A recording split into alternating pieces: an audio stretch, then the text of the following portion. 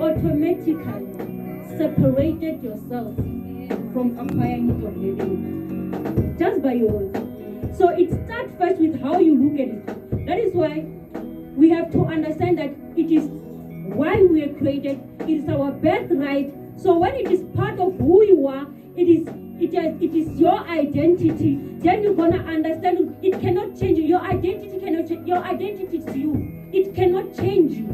So the moment you look at it from a point of the Bible and how God makes us understand it, it doesn't it marvel you that after Job was restored, that God restored everything back unto him. Why?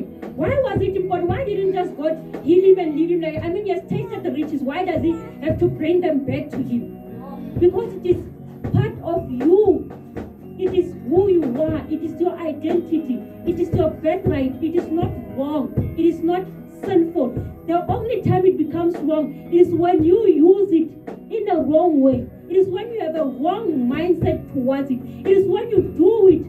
It is when you use it to make evil. It is when you use it to oppress. It is when you use it because you want to be above somebody. Lose that mentality. Listen here. When God created man in the book of Genesis, can I start it there? He said that let them have dominion over all of those things. Do you see a verse there that mentions man? Did he say have dominion over man? It doesn't exist. You see, that's where pride begins. When you want to have dominion over other people.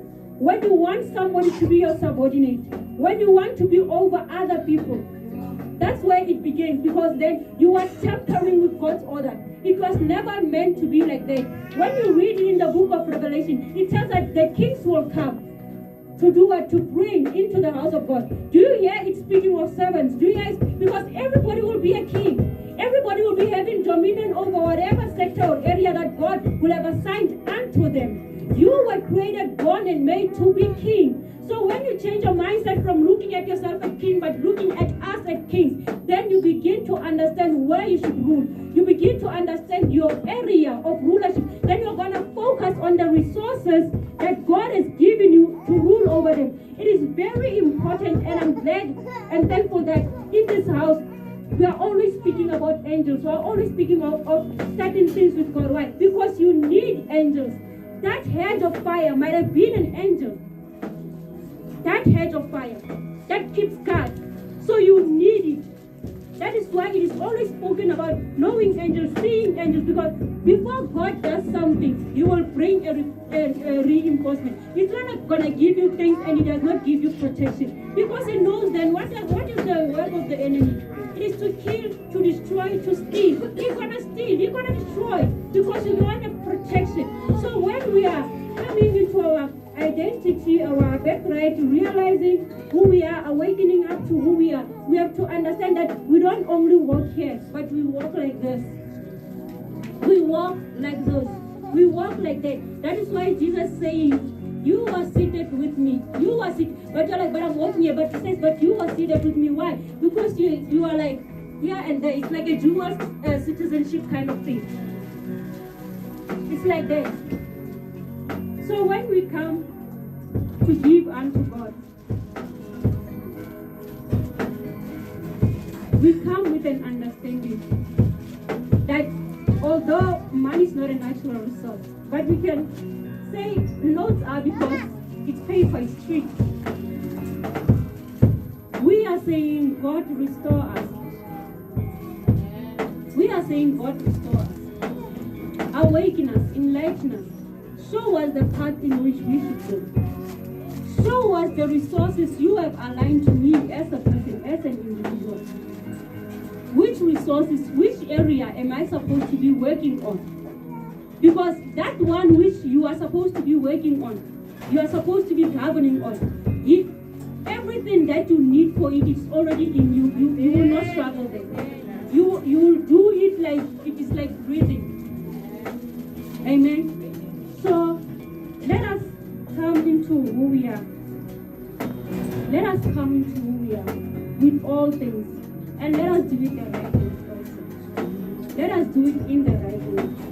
We need God like we have never ever needed Him before. Because everything that He's saying about us, we can say all of us have as Brother Lorenzo was speaking now, who doesn't have financial, who doesn't have that kind of, who doesn't have, everybody. But now, the thing is, how do we get there? And the answer is with Him. The answer is with Him. And I'm going to close with this one. You know, God says to Elijah, during the time of the drought, He says, go to a certain widow, and that widow will be able to keep you until the famine is over.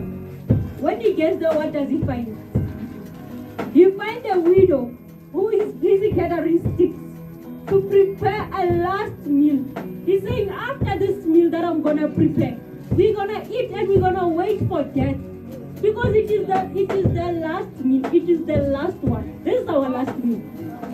Then what does God do when He gets it? Because of the word released. Because the source released. Automatically the woman becomes a source. She begins to become a source. She begins to become a resource in the time of famine. She begins to overflow with food. It is so much that it does not only last just for them, but it lasts even for Elijah. And I believe he was not walking alone. Because when you read the Bible, you begin to understand that Elijah had prophets. So now can you see a meal, one meal? It became an overflow. It became an overflow. There's so many testimonies of God being able to expand this. We can speak of the 12 baskets. We can speak of